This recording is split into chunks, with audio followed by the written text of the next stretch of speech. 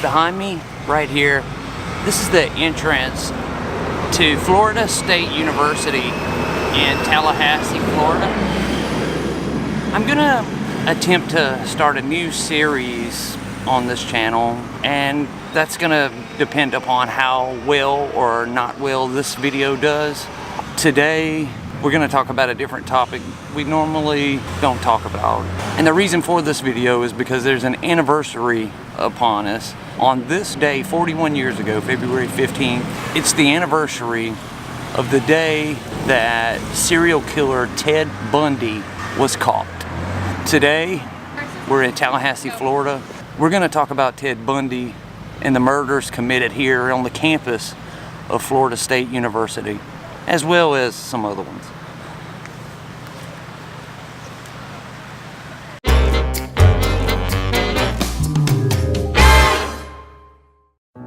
I don't think anybody doubts that I've done some bad things. The question is what, of course, and how and why. Everybody knows that the dice are loaded. Everybody rolls with their fingers crossed. Everybody knows the war is over. Everybody knows the good guys lost.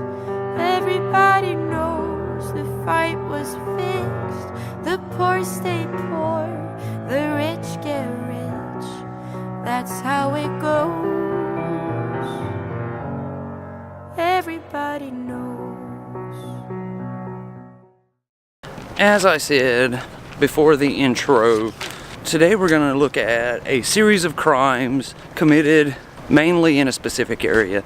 That area today is Tallahassee, Florida.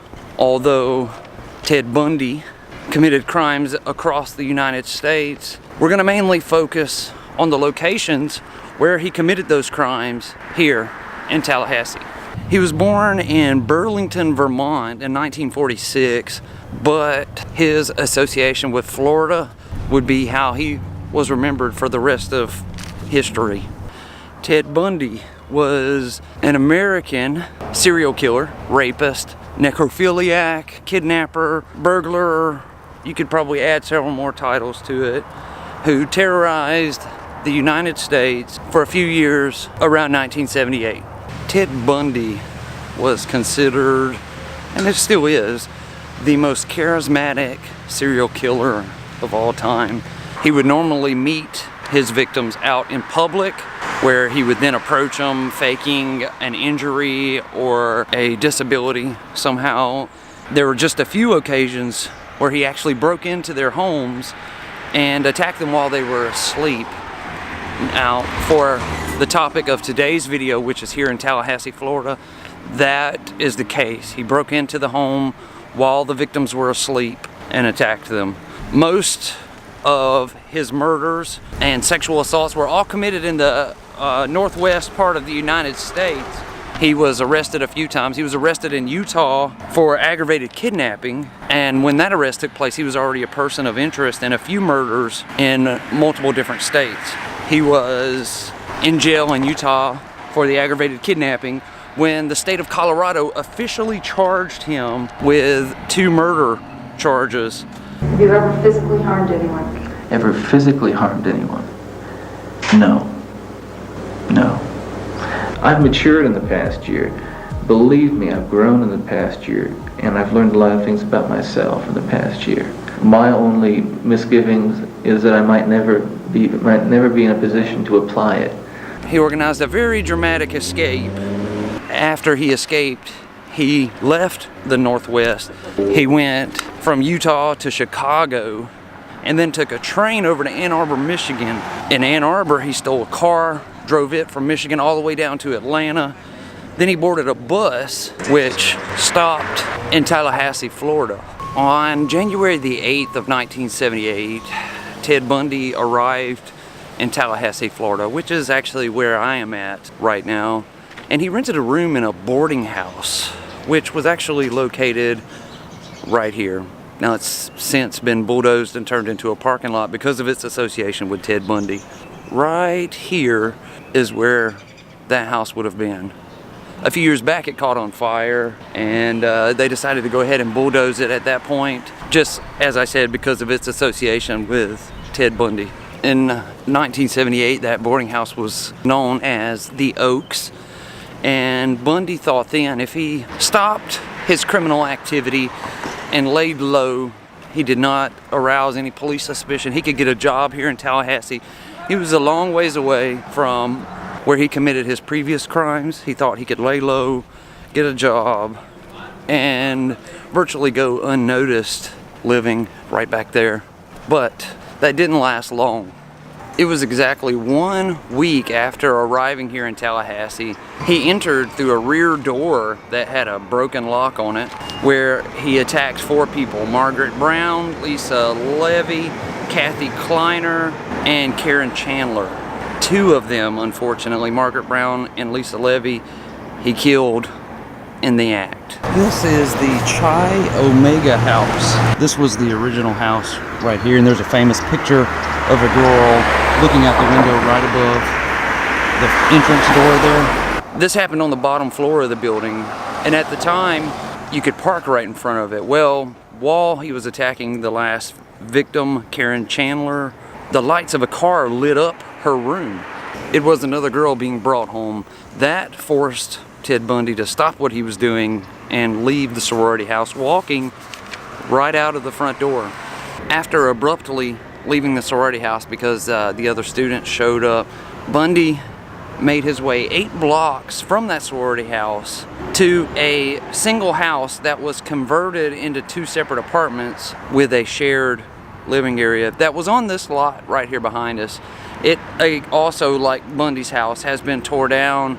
Now it's student apartments, but the house looked identical to this one that's here behind me. It would have been just one house that 2 people lived in, much like this one is now. You see this one has 2 different addresses.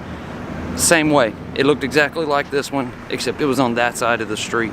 He made his way over here. He broke into the basement of the house sitting right here, and he encountered a woman named Cheryl Thomas. He then immediately attacked her, dislocating her jaw and her shoulder, busted her skull into 5 pieces. After he attacked Cheryl Thomas, she was passed out. She does not even remember the attack. All she remembers going to bed and then waking up a few days later in the hospital. Frightened co-eds at Florida State University in Tallahassee walked to class in groups today while detectives tried to track a man who slipped into a sorority house early yesterday and murdered 2 women. The killer struck first at the Chi Omega sorority house. Police say he simply walked in through an unlocked door. They say he was armed with a heavy oak log. He clubbed and then strangled to death 20-year-old Lisa Levy and 21-year-old Margaret Bowman. At least one of them was raped. Then he brutally beat 3 more sleeping co-eds, Karen Chandler and Kathy Kleiner. Cheryl Ann Thomas was severely beaten in her apartment 6 blocks away. Their conditions today, fair to serious. Funny thing is, Ted Bundy, when after the Cheryl Thomas attack, he didn't leave Tallahassee right away. It was several days later, but a few days after the attack, he stole a VW Beetle from someone here on FSU's campus. And he left Tallahassee. He drove over to I-10 and started headed towards Mobile. Well, it was right past Pensacola, right on the Alabama-Florida line, when he came into a police checkpoint. After a fight with the police officer on the side of the road, the police officer ultimately speared him to the ground and was able to take him into custody. That was February the 15th, 1978. Today's February the 15th, 2019. 41 years ago this happened, to the day. FBI agents and Florida police are questioning a man by the name of Theodore Robert Bundy about the killing of 2 Florida State University co-eds in January. Theodore Robert Bundy, you are charged, indictment, 2 counts burglary, 2 counts murder in the 1st degree, 3 counts attempted murder in the 1st degree. Design or intent to effect the death of said Lisa Levy. My chance to talk to the press. Contrary to section 78204 Florida statute. I'll plead not guilty right now. And your grand jury is being... A year and a half later, he would go to trial. You're going to represent yourself, or you're going to get another attorney? I'm staying with the man I know best right now, and that's me. And was convicted of 2 counts of murder in the first degree, 3 counts of attempted murder, and 2 counts of burglary, and was sentenced by a jury to the death penalty. It came down to the day before Ted Bundy's execution when he sat down with FBI investigators and confessed exactly 30 different murders. The majority of them all in the state of Washington, with 11, 8 in Utah, 3 in Colorado, 2 in Oregon, 2 in Idaho, 1 in California, and the 3 murders down in Florida. Now here we are, 41 years later. It's the anniversary of Ted Bundy's last day as a free man, and he has somehow sparked people's imaginations. It's because of the pop culture phenomenon that has become immensely popular, which is known as true crime. Even though his admission to 30 murders, we'll never know the actual body count attached to Ted Bundy. One thing that is certain though is the lives lost and the lives affected here in Tallahassee, Florida, there were way too many.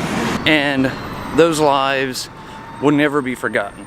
And that concludes our story for the Ted Bundy murders here in Central Florida. I hope you enjoyed this crime drama episode and enjoyed seeing the locations where he committed these horrible acts. Bundy was only here in Tallahassee about 2 weeks, but he sure left his mark, that's for sure. I'm gonna end this video. I wanna thank you all for watching.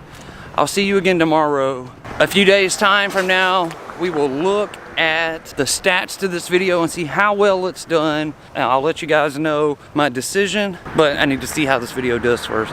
Thank you all. I'll see you again tomorrow. I hope you have a great day. And everybody knows that it's now or never.